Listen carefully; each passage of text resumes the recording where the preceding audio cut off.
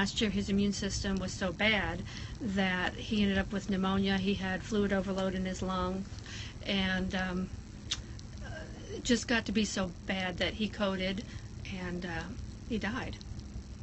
And you were showing me the text, you and him, he was having great conversations with you, and it was just out of the blue. We thought it, yeah, exactly, because we were talking just fine the night before. Horrific. We're so sorry. Thank you. Okay, can you tell us your name? My name is Tawny Pierce.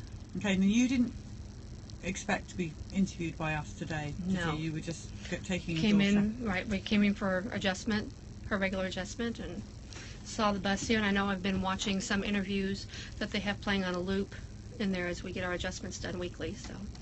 And you were telling Patrick, our driver, about your son who sadly died last year. Yes. I'm really sorry about that. So we just want to go back and talk about, because he was heavily vaccinated. Yes. On schedule for everything. Mm-hmm. And he did have a lot of health issues, didn't he? He did. He had a lot. When he was little, he had learning disabilities. He had ear infections just constantly. So he was sick as he was younger. But as he got older, then when he was about 18, he got ulcerative colitis. And they noticed that because he and his girlfriend went to theater and there was blood running down his leg. And so that's when they came to me and told me what was going on. He thought he had stomach flu and had been treating it as that. So they go to the doctor and they diagnosed him with ulcerative colitis. They had him on a plethora of medications, from steroids to methotrexate to Asacol, everything to try to fix that.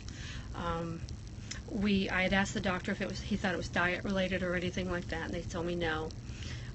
Then he progressed to other disorders because they just told me his immune system was fighting against him, and he ended up with, he had a PE, which is not an immune thing. That was because he got a rebar thing in his arm, but he had 2 different forms of arthritis. He had pancreatitis a couple of times. He had appendicitis, where he has an appendix removed.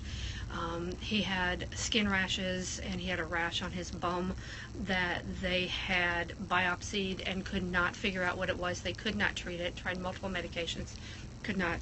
So your poor son was basically, if you don't mind me saying, but led a life of being vaccinated and drugged, and as in psychotropic drugs, and almost like a guinea pig human pincushion. Yes. And so the more sick he got, the more drugs they'd put him, pharmaceutical drugs they'd put him on, and eventually his body he couldn't do it anymore. Yeah, he was by the time that... and he had his flu vaccine every year. Yes, because they told him he needed that.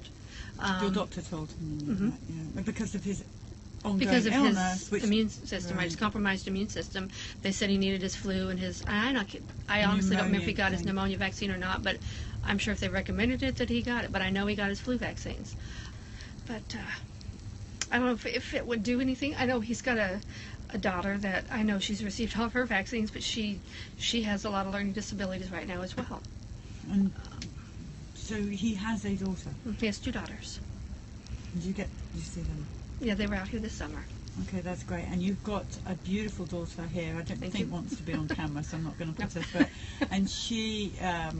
She received hers too, because at that point, I was still kind of listening to the doctors, and she got her measles and mumps, the MMR, when we adopted her. And I remember my husband bringing her up to where I work and holding her up and saying, "She's got dots.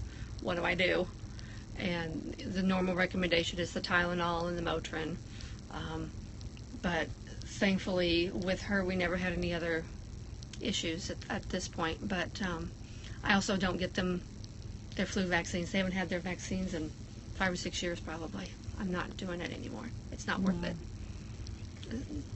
Thank you. I know you're in a hurry, so we're not going to keep you, but just to say thank you so much for... Thank you. Because it's painful for you to tell the story, and we're really sorry. And I'm going to go and get you a copy of the documentary so you can take that back and watch it. And it's really lovely to meet you. You too. Thank you for your time. Thank you.